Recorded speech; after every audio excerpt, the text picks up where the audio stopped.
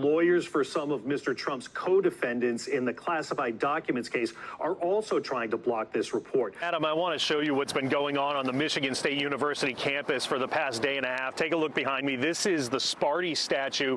Yeah, Willie, it's going to be another day of assessing damage and cleaning up here in Southwest Florida. President Trump was speaking at Fort Bragg in North Carolina. Tonight, President Biden has ordered flags to be flown across the nation at half staff to honor the victims. In Washington, Chris Pollone, NBC News. Hi, Chris. Good morning. The president-elect is not the only one trying to stop this report from becoming public. Right, Francis. Good morning to you. Lawyers for some of Mr. Trump's co-defendants in the classified documents case are also trying to block this report. They filed a motion last night asking the district judge in Florida to block Smith. They cited that judge's previous ruling that Smith's appointment was unconstitutional. The special counsel is required to provide a report to Attorney General Merrick Garland, and he can choose to make it public. But Mr. Trump's lawyers sent Garland a letter asking him not to. The defense team calls Smith an out-of-control private citizen unconstitutionally posing as a prosecutor. The Justice Department did not respond to a request for comment. This unfolded hours after lawmakers gathered here at the Capitol to certify President-elect Trump's latest election victory. As president of the Senate, Vice President Kamala Harris oversaw the certification of her own defeat. Donald J. Trump of the state. Now happening today in Washington, former President Jimmy Carter will return to the Capitol, where he will lie in state at the Capitol Rotunda.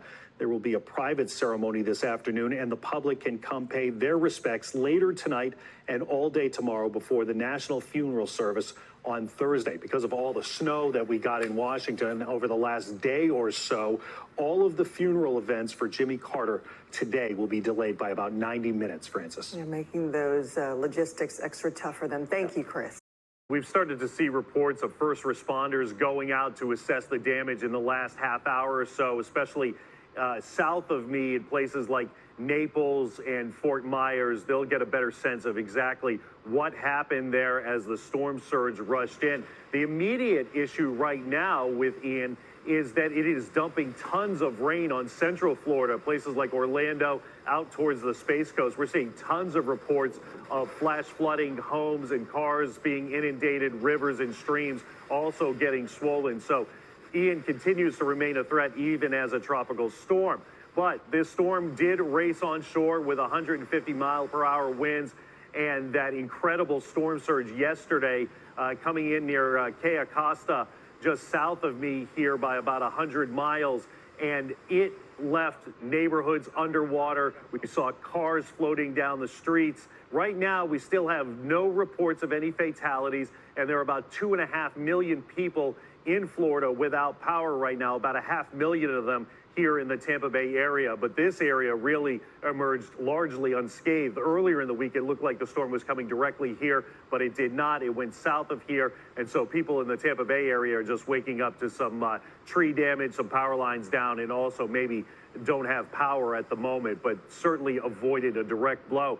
The governors of Georgia, North and South Carolina, and Virginia have declared states of emergency as they anticipate the remnants of the storm bringing lots of rain to their states in the upcoming day or two.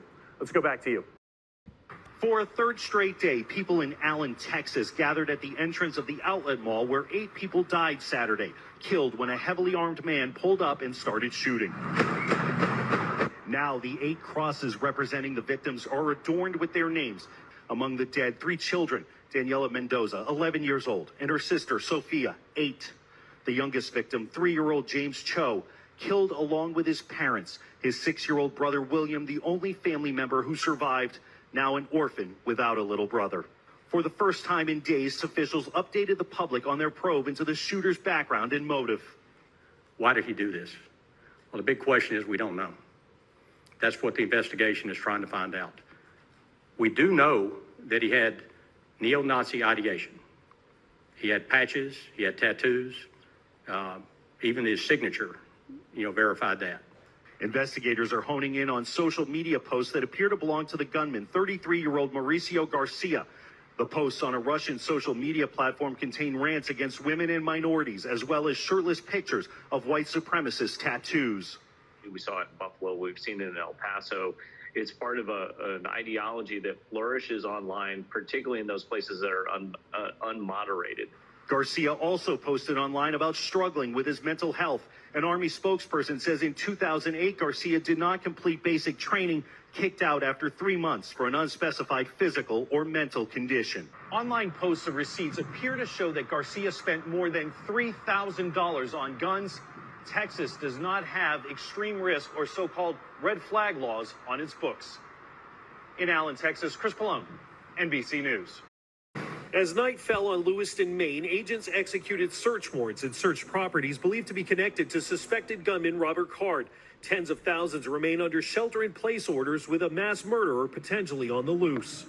Please stay at home and be safe.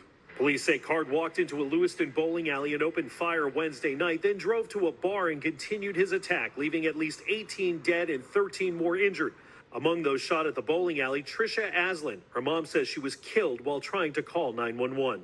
The world lost a great girl, and I lost a precious daughter. Card was in the Army Reserve. Officials tell NBC News he threatened a military base and was sent by his own commanders to a mental health care facility for treatment in July, which raises questions of how he was able to have a gun in the first place. Sources say the rifle used in the attack was bought legally. If, in fact, the suspect was hospitalized for 2 weeks for mental illness, that should have triggered the yellow flag law. The shock of such a horrific massacre with nearly as many homicides in a single night as this state typically sees in an entire year has left the community reeling. I've never locked my door once at night. I leave them wide open. And that nightmare will continue until a suspect is in custody. In addition to searching for Robert Card tonight, investigators are also trying to answer the question why. They're looking at a note they found in his home for clues. And according to 3 police sources, they're also trying to figure out whether a female acquaintance of Card's frequented this bar behind me, and perhaps that made it a target. In Lewiston, Maine, Chris Pollone, NBC News.